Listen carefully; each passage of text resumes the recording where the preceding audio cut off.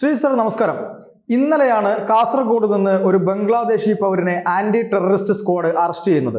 അതായത് കേരളത്തിൽ ഇങ്ങനെ ആന്റി ടെററിസ്റ്റ് സ്ക്വാഡിന്റെ നിരന്തരമായ പ്രവർത്തനത്തിലൂടെ അതായത് കഴിഞ്ഞ മാസം ഇതേപോലെ തന്നെ ഒരാളെ അറസ്റ്റ് ചെയ്യേണ്ട ഒരു സ്ഥിതിയിലേക്ക് പോയിരുന്നു. അപ്പോ കേരളത്തിൽ ഇങ്ങനെ നുഴഞ്ഞു കയറുന്ന ബംഗ്ലാദേശികളും അതുപോലെ തന്നെ മറ്റുള്ള ആളുകളും ഒക്കെ സുരക്ഷിതമായ ഒരു കേന്ദ്രമാക്കി മാറ്റുകയാണോ? അതായത് CAA-ക്കെതിരെയൊക്കെ സമരം ചെയ്ത ആളുകളൊക്കെ ഇപ്പൊ എന്താണ് പറയുന്നത് എന്നറിയാനൊരു താല്പര്യം എല്ലാവർക്കും ഉണ്ടാവും. മാത്രവുമല്ല, ഈ ബംഗ്ലാദേശിലുള്ള ആളുകളൊക്കെ ഇവിടെ വീട് വെച്ച് താമസിക്കുന്നു എന്ന് പോലും രഹസ്യാന്വേഷണ റിപ്പോർട്ട് ഉണ്ട് എന്നാണ് പറയുന്നത്. അപ്പോ ഇത് യഥാർത്ഥത്തിൽ ഒരു വലിയ പ്രശ്നമല്ലേ? നമ്മുടെ രാജ്യസുരക്ഷയ്ക്ക് വലിയൊരു പ്രശ്നം തന്നെയല്ലേ ഇത്? പാർത്ഥൻ നമസ്കാരം. തീർച്ചയായിട്ടും ഏതൊരു രാജ്യത്തിനെ സംബന്ധിച്ചിടത്തോളവും ആ രാജ്യത്ത് അനുവദനീയമായിട്ടുള്ളത് അവിടെയുള്ള പൗരന്മാരും നിയമപരമായിട്ട് അവിടേക്ക് വന്നിരിക്കുന്ന കുടിയേറ്റക്കാരും മാത്രമാണ്. ഇല്ലീഗലായിട്ടുള്ള ഇമിഗ്രൻസ് എന്ന് പറയുന്നത് ഏതൊരു രാജ്യത്തിനെ സംബന്ധിച്ചിടത്തോളവും വലിയൊരു ഭീഷണിയാണ്. അത് അവിടെയുള്ള ആൾക്കാരുടെ അവസരങ്ങൾ നഷ്ടപ്പെടുത്തുക, അവിടെയുള്ള ആൾക്കാർക്ക് കിട്ടേണ്ടുന്ന തൊഴിലവസരങ്ങൾ ഇവരൊക്കെ തന്നെ പ്രയോജനപ്പെടുത്തുന്നു. ആ രാജ്യത്തിന് കൃത്യമായി കിട്ടേണ്ടുന്ന നികുതി വരുമാനം ഇല്ലാതെയാക്കുന്നു. തന്നെയല്ല, അതിനൊക്കെ ഏറ്റവും അപ്പുറത്തേക്ക് ആ രാജ്യത്തുള്ള ജനങ്ങളുടെ സുരക്ഷ, അവരുടെ സ്വത്തിൻ്റെ സുരക്ഷ, ഈ കാര്യങ്ങളെല്ലാം തന്നെ റിസ്ക് ചെയ്തുകൊണ്ടാണ് ഇല്ലീഗലായിട്ടുള്ള ഇമിഗ്രൻസ് ഏതൊരു രാജ്യത്തും കഴിയുന്നത്. അപ്പോൾ അതുകൊണ്ട് തന്നെ ഇപ്പോൾ നമ്മൾ ഏറ്റവും കൂടുതലായിട്ട് ഇല്ലീഗൽ മൈഗ്രേഷനെ പറ്റി ചർച്ച ചെയ്യുന്നത് അമേരിക്ക അവിടെ ഉണ്ടായിരുന്ന അനധികൃത ഇന്ത്യക്കാരെ തിരിച്ച് നമ്മുടെ നാട്ടിലേക്ക് കൊണ്ടുവന്നപ്പോൾ അവർക്കുണ്ടായിരുന്ന ട്രീറ്റ്മെൻറ്റ്, അവരെ ഇങ്ങനെയല്ല കൊണ്ടുവരേണ്ടിയിരുന്നത് എന്നൊക്കെ പറഞ്ഞുകൊണ്ട് ഇവിടെ കുറേയധികം ആൾക്കാർ സംസാരിക്കുന്നുണ്ടായിരുന്നു. പക്ഷെ നമ്മുടെ ബാക്ക് യാർഡിൽ, നമ്മുടെ വീടിനടുത്ത് വിദേശത്തു നിന്നുള്ള ആൾക്കാർ യാതൊരു വിധത്തിലുള്ള അഡ്രസ്സ് ഇല്ലാതെ, യാതൊരു വിധത്തിലുള്ള രേഖകളില്ലാതെ, ഇവിടുത്തുകാരല്ലാത്ത രീതിയിലത്തേക്ക് കഴിയുക, പോലീസിനെ അല്ലെങ്കിൽ മറ്റ് സംവിധാനത്തിനെ കണ്ടു കഴിഞ്ഞാൽ രഹസ്യമായി മുങ്ങി നടക്കുക തുടങ്ങിയ കാര്യങ്ങളൊക്കെ ചെയ്യുകയാണെങ്കിൽ നമുക്ക് നമ്മുടെ സുരക്ഷിതത്വവുമായി ബന്ധപ്പെട്ട് എന്തൊക്കെ തരത്തിലുള്ള ആശങ്കകൾ ഉണ്ടാകുമോ അതേ ആശങ്കകൾ തന്നെയാണ് മറ്റൊരു രാജ്യത്തുള്ള ജനങ്ങൾക്കും അവിടുത്തെ ഭരണകൂടത്തിനും ഉണ്ടാകുന്നത് എന്ന് നമ്മൾ ആദ്യം തന്നെ തിരിച്ചറിയേണ്ടതാണ്. അപ്പോൾ ഈ ഇന്ത്യയെ സംബന്ധിച്ചിടത്തോളം ബംഗ്ലാദേശിൽ നിന്നുള്ള അനധികൃത കുടിയേറ്റം എന്നത് പണ്ട് മുതൽ തന്നെ ഒരു വലിയ പ്രശ്നമായിരുന്നു. പ്രത്യേകിച്ച് 1971 ബംഗ്ലാദേശ് ലിബറേഷൻ യുദ്ധം നടക്കുന്ന ആ സമയം മുതൽ തന്നെ ഇന്ത്യയിലേക്ക് കൂട്ടത്തോടു കൂടിയിട്ടാണ് ബംഗ്ലാദേശികൾ യാതൊരു വിധത്തിലുള്ള രേഖകളും ഇല്ലാതെ അനധികൃതമായിട്ട് നുഴഞ്ഞു കയറിയത്. അങ്ങനെയുള്ള കുറേയധികം ആൾക്കാർ അന്ന് ആദ്യ സമയത്ത് ആസാമിലും മറ്റുമാണ് അവർ തമ്പടിച്ച് താമസിച്ചിരുന്നത് എങ്കിൽ പിന്നീട് അവർ ഇന്ത്യയുടെ പല ഭാഗങ്ങളിലേക്ക് പോയി. അപ്പോൾ അത് അന്നുണ്ടായിരുന്ന ഏറ്റവും വലിയൊരു പ്രശ്നം ആസാമിലുള്ളത് തന്നെ, പ്രത്യേകിച്ച് അവിടുത്തെ വിദ്യാർത്ഥികൾ തുടങ്ങിയ ഒരു വലിയ പ്രക്ഷോഭത്തിന്റെ അവരുടെ ഏറ്റവും പ്രധാനപ്പെട്ട മുദ്രാവാക്യം തന്നെ ആസാമിലുള്ള അവസരങ്ങൾ ആസാമികളായിട്ടുള്ള അവിടുത്തെ തദ്ദേശവാസികളായിട്ടുള്ള ആൾക്കാർക്ക് കിട്ടേണ്ടതാണ്. അവരുടെ ആഭ്യന്തര സുരക്ഷിതത്വം റിസ്ക് ചെയ്തുകൊണ്ട് വിദേശത്ത് നിന്നുള്ള ഇല്ലീഗൽ ഇമിഗ്രേഷൻ ഒരു കാരണവശാലും അനുവദിക്കാൻ പാടില്ല എന്ന രീതിയിലത്തേക്കുള്ള മുദ്രാവാക്യങ്ങൾ ഉയർത്തിക്കൊണ്ട് അതിശക്തമായിട്ടുള്ള പ്രക്ഷോഭമാണ് ഇവിടെ ഉണ്ടായത്.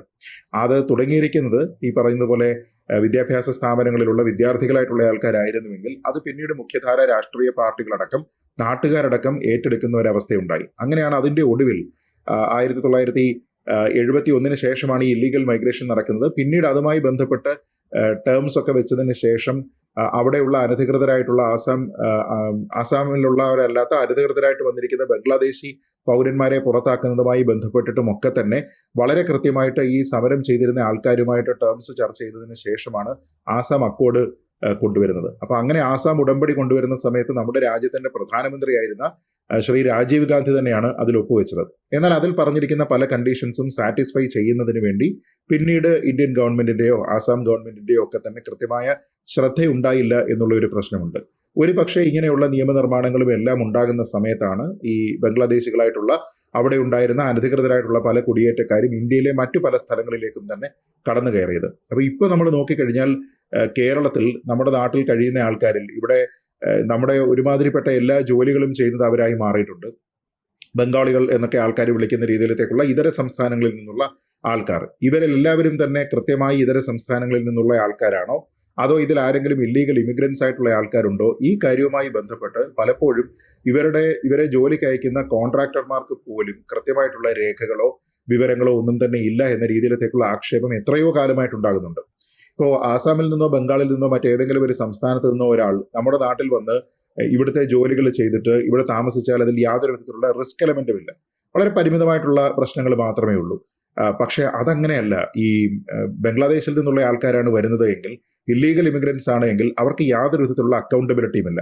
ഒരു ഇന്ത്യക്കാരനെ സംബന്ധിച്ചിടത്തോളം ഏത് സംസ്ഥാനത്ത് നിന്നുള്ള ആളാണെങ്കിലും അയാൾക്ക് ഇന്ത്യയിൽ എവിടെയും ഒരു അക്കൗണ്ടബിലിറ്റി അയാളുടെ പ്രവൃത്തികളിലുണ്ട് എന്നതുകൊണ്ടും നമ്മുടെ രാജ്യത്തെ നിയമവ്യവസ്ഥയിൽ നിന്ന് ഒളിച്ചോടി പോകുന്നതിന് വേണ്ടിയിട്ട് സാധ്യമല്ല എന്നുള്ള ഒരു കാര്യം അവിടെ നിലനിൽക്കുമ്പോൾ ബംഗ്ലാദേശികളായിട്ടുള്ള ആൾക്കാരാണെങ്കിൽ ഇല്ലീഗൽ ഇമിഗ്രൻസ് ആണെങ്കിൽ നമ്മുടെ രാജ്യത്തെ പൗരനാണ് എന്ന് തെളിയിക്കുന്ന രേഖകളൊന്നും തന്നെ ഇവരുടെ കയ്യിലില്ല എങ്കിൽ അവർ കാണിക്കുന്ന ഈ പറയുന്ന എല്ലാ തെറ്റായിട്ടുള്ള പ്രവൃത്തികൾക്കും യാതൊരു വിധത്തിലുള്ള അക്കൗണ്ടബിലിറ്റിയും ഇല്ലാതെയായി പോകുന്നുണ്ട്. അവരെ ഒരുപക്ഷെ ട്രേസ് ചെയ്യുന്നതിന് വേണ്ടിയിട്ട് സാധ്യമല്ല. അത് തന്നെയുമല്ല, അവരെന്തെങ്കിലും ഒരു മൊബൈൽ ഫോൺ ഉപയോഗിക്കുന്നുണ്ടെങ്കിൽ ആ നമ്പർ അവർ ഉപേക്ഷിച്ച് കഴിഞ്ഞാൽ അവരെ പിന്നീട് ട്രേസ് ചെയ്യാനായിട്ടുള്ള യാതൊരു വിധത്തിലുള്ള മാർഗ്ഗമില്ല. ഇവൻ ആരാ ഏതാ ഈ കാര്യങ്ങൾ പോലും അറിയാതിരിക്കുന്ന ഒരു സാഹചര്യമുണ്ട്. അതുകൊണ്ട് തന്നെ ഇല്ലീഗൽ ഇമിഗ്രൻസ് ഇവിടെ വന്നതിന് ശേഷം അവരെ ഏതൊക്കെ തരത്തിലുള്ള പ്രവർത്തനങ്ങൾക്ക് മറ്റുള്ള ആൾക്കാർ ഉപയോഗപ്പെടുത്തുന്നു എന്ന് പോലും പറയാൻ കഴിയില്ല.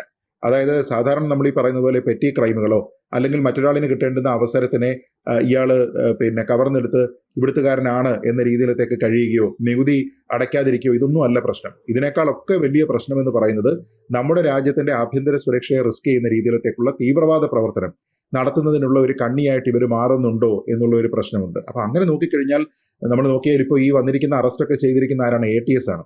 അപ്പോൾ ആന്റി ടെററിസ്റ്റ് സ്ക്വാഡാണ് ഇത്തരത്തിലുള്ള ഇവരെ വേട്ടയാടുന്നതുമായി ബന്ധപ്പെട്ട കാര്യങ്ങൾക്ക് നേതൃത്വം കൊടുക്കുന്നത് എന്നതുകൊണ്ട് തന്നെ നമ്മുടെ രാജ്യത്തിന്റെ സുരക്ഷിതത്വവുമായി ബന്ധപ്പെട്ട് എന്ത് തരത്തിലുള്ള ഭീഷണിയാണ് ഇങ്ങനെയുള്ള ഇല്ലീഗൽ ഇമിഗ്രൻസിന്റെ ഭാഗത്തു നിന്ന് ഉണ്ടാകുന്നത് എന്നതിനെപ്പറ്റി നമ്മുടെ സംവിധാനത്തിന് കൃത്യമായിട്ടുള്ള ബോധ്യമുണ്ട്. പക്ഷേ നമ്മുടെ നാട്ടിലുള്ള ആൾക്കാരെ സംബന്ധിച്ചിടത്തോളം, പല രാഷ്ട്രീയ പ്രസ്ഥാനങ്ങളെ സംബന്ധിച്ചിടത്തോളം ഇവരുടെയൊക്കെ തന്നെ പൗരത്വം ചോദിക്കുക എന്ന് പറയുന്നത് പോലും പല ആൾക്കാരും വലിയ ബുദ്ധിമുട്ടായിട്ടാണ് കരുതുന്നത്. കാരണം നമ്മൾ ഈ CAA പ്രൊട്ടസ്റ്റ് ഒക്കെ ഉണ്ടാകുന്ന സമയത്ത് കണ്ടതാണ്, ഇത് മുസ്ലിങ്ങളെ ഇന്ത്യയിൽ നിന്ന് പുറത്താക്കുന്നതിന് വേണ്ടിയിട്ട് ചെയ്തിരിക്കുന്ന കാര്യമാണ് എന്നൊക്കെ. ബംഗ്ലാദേശിലുള്ള ഭൂരിപക്ഷം ജനതയും മുസ്ലിം വിഭാഗത്തിലുള്ള ആൾക്കാരാണ്. അപ്പോൾ ആ ഒരു മുസ്ലിം പേരുകാരനാണ് എന്നതുകൊണ്ട് അയാൾക്കിവിടെ സംരക്ഷണം ഒരുക്കുക എന്ന രീതിയിലത്തേക്കല്ല നമ്മുടെ നാട്ടിലെ ഉത്തരവാദിത്തപ്പെട്ട രാഷ്ട്രീയ പ്രസ്ഥാനങ്ങൾ പോലും ചിന്തിക്കേണ്ടത്. നമ്മുടെ രാജ്യത്തിന്റെ സുരക്ഷിതത്വം എന്നതിന് ഒന്നാമത്തെ പരിഗണന നൽകുക. അതുകൊണ്ട് തന്നെ ഇങ്ങനെയുള്ള ഏതൊരു എലമെന്റ് ഉണ്ടെങ്കിലും, ഇല്ലീഗലായിട്ടുള്ള ഇമിഗ്രന്റ് ഉണ്ടെങ്കിൽ, അങ്ങനെ ഒരു ഏലിയൻ നമ്മുടെ നാട്ടിലുണ്ടെങ്കിൽ അയാളെ നിയമത്തിന് വിധേയനാക്കുക. ഡെറ്റൻഷൻ സെന്ററുകളിലേക്ക് പോകണമെങ്കിൽ പോവുക, പിന്നീട് നാട് കടത്തണമെങ്കിൽ അങ്ങനെ ചെയ്യുക. ഈ പ്രക്രിയയാണ് ചെയ്യേണ്ടത്. അത് മറ്റൊരു രാജ്യത്ത് നമ്മുടെ പൗരന്മാരോട് കാണിക്കുന്ന സമയത്ത് അവരോട് വലിയ കരുണാർദ്രമായിട്ടൊക്കെ തന്നെ പെരുമാറണമെന്നൊക്കെ വാദിക്കുന്നതിൽ യാതൊരു വിധത്തിലുള്ള കാര്യവുമില്ല.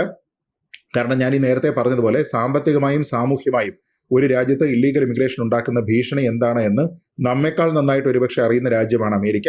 കാരണം അമേരിക്ക കുറച്ചുകൂടി ഡെവലപ്ഡ് ആയിട്ടുള്ള ഒരു രാജ്യമായതുകൊണ്ട് അവിടെയൊക്കെ അവസരങ്ങൾക്ക് വേണ്ടി കയറുന്ന ഇഷ്ടംപോലെ ആൾക്കാരുണ്ട്, തിരിച്ചു പോകാനായിട്ട് താല്പര്യമില്ലാത്ത ആൾക്കാർ. അപ്പോൾ അങ്ങനെയുള്ള ബുദ്ധിമുട്ടുണ്ടാക്കുന്ന നിരവധി ആൾക്കാർ ഡ്രഗ് കാർട്ടലുകൾ ഉൾപ്പെടെയുള്ള വിവിധ കാര്യങ്ങളുമായി ചേർന്ന് പ്രവർത്തിക്കുന്നുണ്ട്. നമ്മുടെ നാട്ടിൽ വരുന്ന ഇല്ലീഗൽ ഇമിഗ്രൻസ് ഈ രീതിയിൽ പ്രവർത്തിക്കുന്നില്ല എന്നാര് കണ്ടു?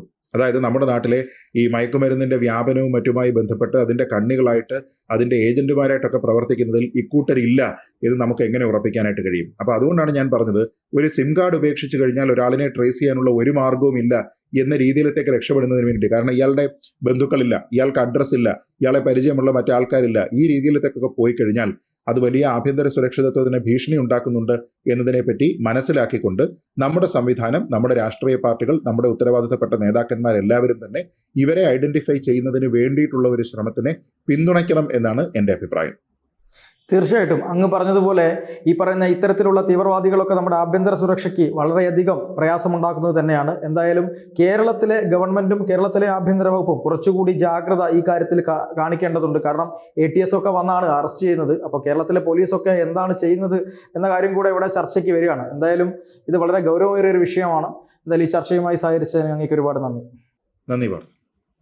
കൂടുതൽ വാർത്തകളും വിശേഷങ്ങളും നിങ്ങളിലേക്ക് എത്താൻ ABC മലയാളം സബ്സ്ക്രൈബ് ചെയ്യുക, ബെൽ ബട്ടണും അമർത്തുക.